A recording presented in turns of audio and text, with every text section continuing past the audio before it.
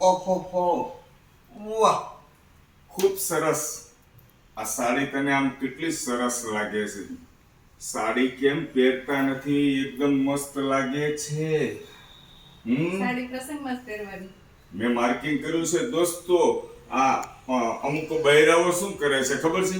મોટી ઉંમરની બૈરાઓ તો પહેરે છે, એના માટે વાત નથી, પણ આ ટાઈપની બૈરાઓ શું કરે? સાડી એમની પાસે જથ્થાબંધ હોય પણ પહેરતા નથી. ક્યારે પહેરે કહું તને?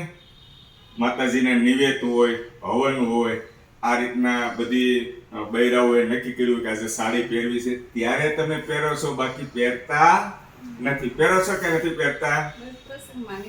તો સાડી આપણી પાસે તારા મેરેજની, આજે કબાટમાં જઈને હું જોઉં ને, થપ્પો માર્યો છે.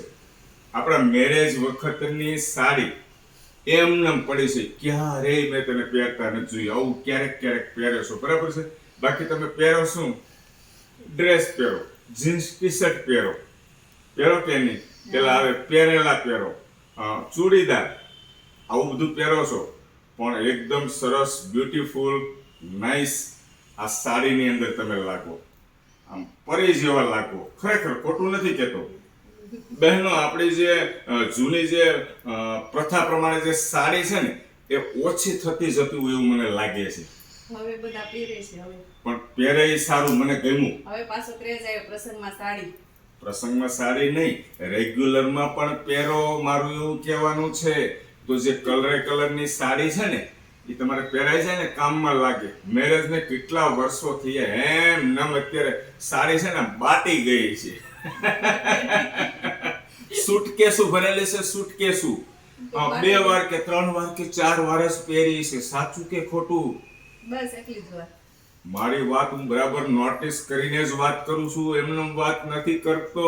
મિત્રો, તમને ખ્યાલ છે, બરાબર છે દોસ્તો? મારી વાત તમને સાચી લાગે છે કે ખોટી લાગે છે? સાડીમાં ખરેખર કોઈ પણ સ્ત્રી હોય ખૂબ સુંદર લાગે, સારી લાગે, પહેરવી જોઈએ. જીન્સ ટી શર્ટ, ડ્રેસ આ પહેરો એવું હું નથી કહેતો, પણ 1 મહિનાની અંદર 10 દિવસ તમે પહેરો ને તો ખૂબ સારું લાગે, બરાબર? તો પહેરશો ને? હવે પ્રોમિસ તો તમે નહીં કરો, મને ખબર છે, કારણ કે મારી આજ્ઞાનું પાલન કરવાના નથી. એમાં કામ કરવું ન ફાવે. સાડી પહેરી પહેલાના બૈરાઓ વાડીનું કામકાજ, ખેતરમાં દાબો કાઢતા, તને ખબર છે? આખી દાબાની ગાડી ભરી દે. સવારમાં વહેલા 5 વાગે ઉઠે તો એને કામ કરતા ન ફાવતું, માથે ભારો લઈ જતા. વાડીએ જતા ત્યારે બહેનો મોટો પૂળો હોય, ઢોરને ખવડાવવા માટેનો નીણનો ભારો લઈ જતા. એને કામ કરતા નહીં ફાવ્યું હોય, એ વર્ષોથી પહેરતા રેગ્યુલર. એટલે આપણે પહેરવા મળો એટલે તમને પ્રેક્ટિસ પડી જાય. હવે આવનારા સમયમાં અમુક ઉંમર પછી તમારે સાડી જ પહેરવી પડશે. હવે તેજ બદલાણો.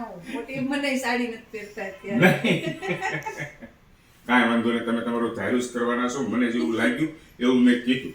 ખોટું ના લગાડતા. Okay, thank you.